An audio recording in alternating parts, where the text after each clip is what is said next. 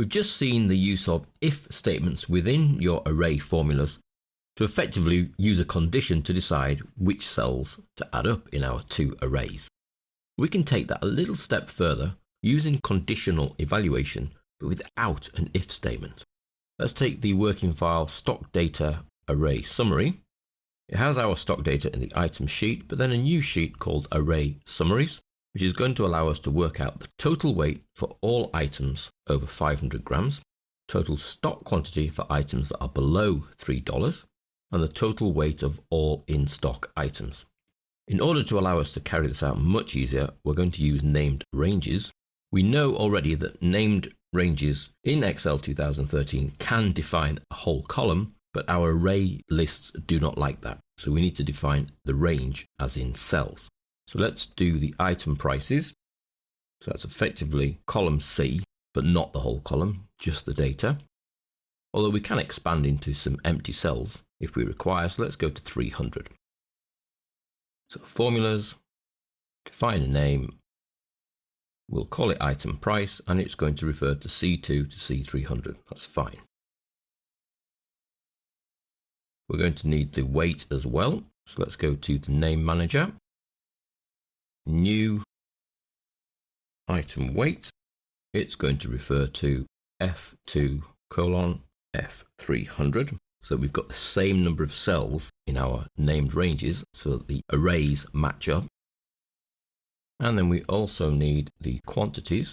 So we'll call that item QTY. And that's actually going to be G2 all the way to G300. Okay.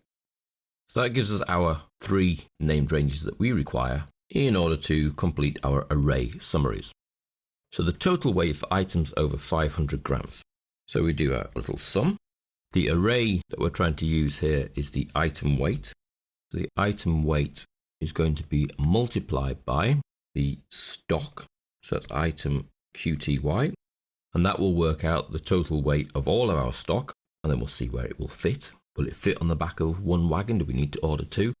So we also need to multiply these two arrays by a third array, which is actually going to be a pseudo array, an array made up of trues and falses.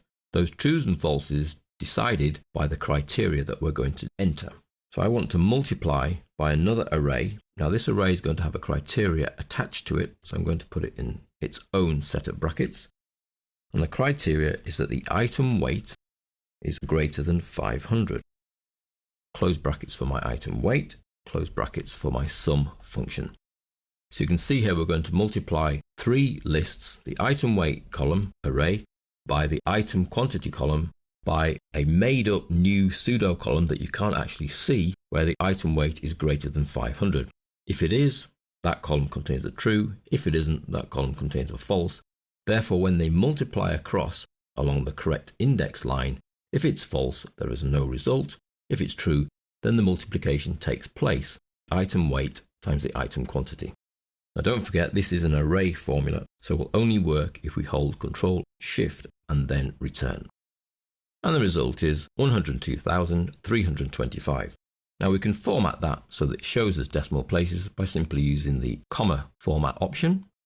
And that way we get a comma at the 1000 point and 0.00 as the decimal places. So we saw there that we're effectively adding in another column, a pseudo column, which either has a true or a false, dependent on the criteria we supply.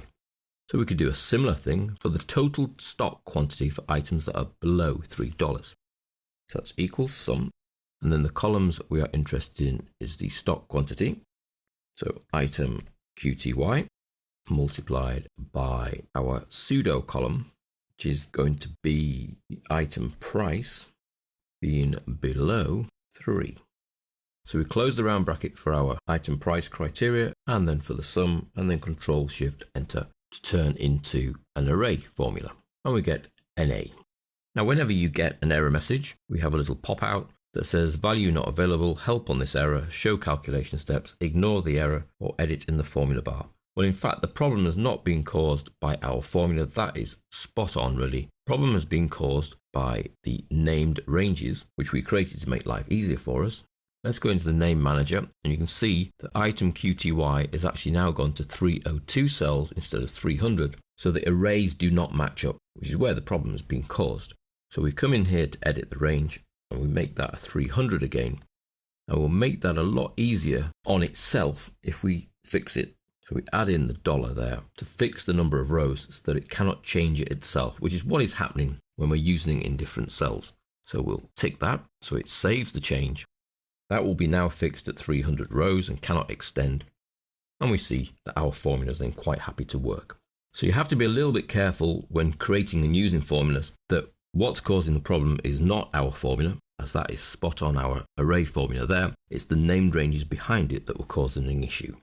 So again, we've used one array here that we want to do the calculation on, and then we've only got one more array, but it's our true-false array. So a list of trues if the criteria is met, a list of false if not, and then the sum will only work out the true sums.